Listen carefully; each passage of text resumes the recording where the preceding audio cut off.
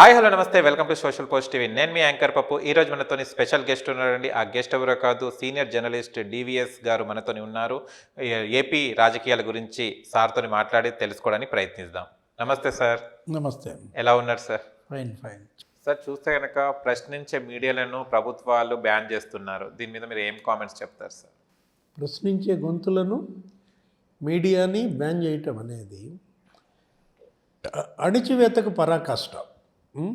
ఏంటంటే ఇవాళ fourth pillar media. భారత రాజ్యాంగం ప్రతి సిటిజన్కి పౌర హక్కులను ఇచ్చింది. మనకి ప్రాథమిక హక్కులు ఉన్నాయి.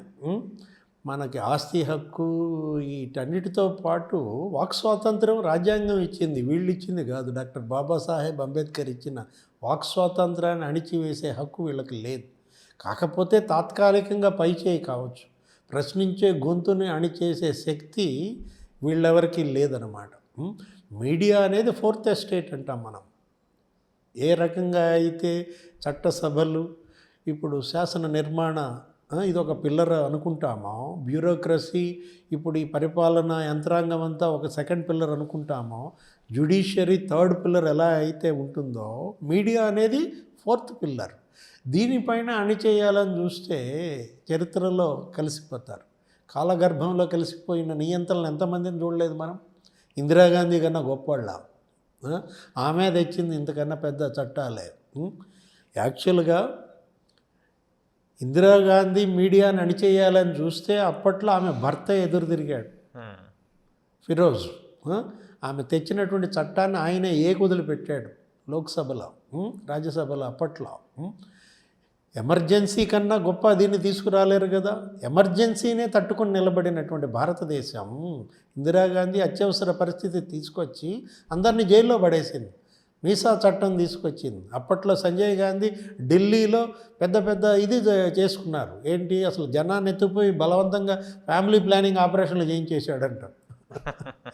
ఏమైంది? ఓటమి ఎదురైంది. కాంగ్రెస్ పార్టీకి మొట్టమొదటి చావు దెబ్బ తగిలింది ఇలాంటి అణిచివేత చర్యల వల్లే. కాంగ్రెస్ ఓడిపోద్దని అసలు అప్పటి వరకు ఎవరన్నా అనుకున్నారా? అలాంటి ఇందిరాగాంధీయే ఓటమి పాలైందంటే కారణం దీనివల్లే. ప్రశ్నించే గొంతు నణిచేయటం వల్ల, మీడియా నణిచివేయడం వల్ల, ఇలాంటి ఈ నల్ల చట్టాలు తీసుకురావడం వల్ల. జార్జ్ ఫెర్నాండెజ్ని జైల్లో పెట్టారు. బీహార్ సోషలిస్ట్ లీడర్, కార్మికోద్యమ నాయకుడు. జైల్లో నుంచి నామినేషన్ వేశాడు, 4 లక్షల మెజార్టీతో గెలిచాడు. క్యాన్వాస్ చేయలేదు అసలు. ఆయన నామినేషన్ కూడా బయటకు వచ్చి వేయలేదు. ఇది భారతదేశం. అతను భారత పౌరుడు. అంత బలమైన రాజ్యాంగాన్ని బాబాసాహెబ్ అంబేద్కర్ మనకిచ్చాడనమాట. కాకపోతే ఈ అణిచివేతకు పాల్పడే వాళ్ళది తాత్కాలికంగా పైచేయి అవుతుంది. స్నేహలత రెడ్డిని జైల్లో పెట్టారు ఎమర్జెన్సీలో. కర్ణాటకలో చాలా హింస జరిగింది. అయితే ఏమైంది? జనతా పార్టీ వచ్చిందనమాట. ఇవాళ ఈ రోజున మరి కాంగ్రెసేతర ప్రభుత్వాలు ఈ దేశంలో రాజ్యం వెళ్తున్నాయంటే దీనికి కారణం అప్పటి తప్పిదం. అప్పుడు ఇందిరాగాంధీ చేసినటువంటి తప్పుల ఫలితంగానే జనతా పార్టీ ఏర్పడింది. తర్వాత నేషనల్ ఫ్రంట్, యునైటెడ్ ఫ్రంట్. ఇవాళ బీజేపీ ఏకఛత్రాధిపత్యం వెళ్తోంది. 450 సీట్లు ఉన్నటువంటి కాంగ్రెస్ 45 సీట్లకు పడిపోయిందంటే ఈ తప్పుడు చర్యల వల్ల, ఈ అణచివేత వల్ల అన్నమాట. హిట్లర్ ఏమయ్యాడు, స్టాలిన్ ఏమయ్యాడు, ముస్సోలిని ఏమయ్యాడు. వీళ్ళంతా కూడా కాలగర్భంలో కలిసిపోతారన్నమాట. ఇప్పుడు జగన్మోహన్ రెడ్డి కూడా మొన్న తీసుకొచ్చాడు కదా ఒక చట్టం. అక్కడ మీడియా మీద హింస. ఆంధ్రప్రదేశ్లో కొన్ని మీడియా సంస్థలను అసలు అసెంబ్లీ కవరేజ్కే రానివ్వలేదు. కొన్ని ఛానల్స్ని నోటీసులు ఇచ్చారు. అక్కడ జర్నలిస్టుల మీద కూడా కేసులు చూసాం. కొన్ని చోట్ల చంపుతున్నారు. నిన్నగాక మొన్న హిందూ రామ్ మాట్లాడారు. గత 10 ఏళ్లలో 19 మంది జర్నలిస్టులు హత్యకు గురయ్యారంట. హిందూ ఎన్ రామ్.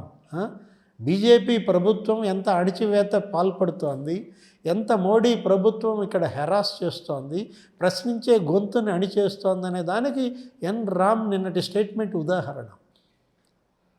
తిరుగుబాటు వస్తుంది. ఎప్పుడు ఉన్న వ్యవస్థ భరించరానిదైనప్పుడు విప్లవాలు సంభవిస్తాయంటారు. విప్లవం అనేది కాంటేజియస్. విప్లవం అంటే ఇదేదో బ్లడ్ రెవల్యూషన్స్ కాదు, రక్తపాత విప్లవాలు కాదు, రక్తపాత రహిత విప్లవాలు భారతదేశంలో వచ్చాయన్నీ కూడా. ఎప్పుడు విప్లవం వస్తుంది? ఉన్న వ్యవస్థ భరించరానిదైతే విప్లవం వస్తుంది. నువ్వు అణిచేస్తే తిరగబడతారు, సహజం. ఇప్పుడు బీసీలు, ఎస్సీలు, ఎస్టీలు, ముస్లింలు వీళ్ళందరినీ ఊచకోత కోస్తే ఏం జరుగుద్ది? తిరగబడతారనమాట. నీరుకొండ, కారం చేడు, కొన్ని ఇన్సిడెంట్స్ ఉన్నాయి. తెలుగుదేశం పార్టీ ఓటమికి కారణమయ్యాయి. ఎన్టీఆర్ లాంటివాడే ఓడిపోయాడు కదా. నిప్పు అన్నమాట. ఏది? అణిచివేతకు గురైనటువంటి బాధితుడు నిప్పులాగా జ్వలిస్తాడు, తగలబెడతారు, దహించుకుపోతుందన్నమాట. కాబట్టి అణిచివేతకి పాల్పడకూడదు, బాధించకూడదు ఎవరిని కూడా. మీరు బలహీన వర్గాలను అణిచివేస్తే వాళ్ళ ఉసురు మనకు తగులుతుంది.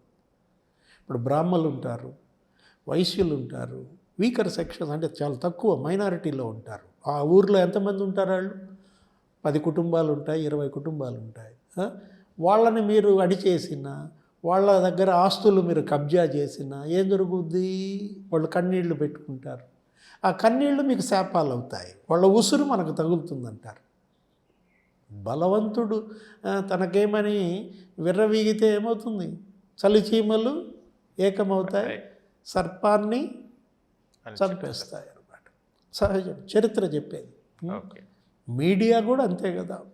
మీడియా ఉంది ఎందుకు? ప్రజా సమస్యలని ప్రభుత్వం దృష్టికి తీసుకురావడానికి. అదొక వారధి. మీరు మీడియా ద్వారా మీరు ప్రజల సమస్యలు చూడాలి. ప్రభుత్వానికి కళ్ళు వీళ్ళు. మీరు ఆ మీడియాని అణిచేస్తున్నారంటే అర్థం మీ కళ్ళని మీరు పొడుచుకుంటున్నారు. ఏ ప్రభుత్వమైనా చూడాల్సింది మీడియా కళ్ళ ద్వారా. ఇప్పుడు అతను చూపిస్తాడు ఆ నగరంలో ఎలా ఉంది పారిశుధ్యం, అక్కడ డ్రైనేజ్ ఎలా ఉంది, అక్కడ సమస్యలు ఏంటి, జ్వరాలు. మీరు వెంటనే రెస్పాండ్ అవ్వాలి, అక్కడ చర్యలు తీసుకోవాలి, ఉపశమన చర్యలు చేపట్టాలి, అక్కడ ప్రజలను ఆదుకోవాలి. ఇది కదా మీడియా మీకు ఇచ్చే ఇన్ఫర్మేషన్, సందేశం. ఇది కదా పాలకులు ప్రవర్తించాల్సినటువంటి విధానం. అలాంటి మీడియాని అణిచేస్తే నీ కళ్ళను నువ్వు పొడుచుకున్నట్టు లెక్క.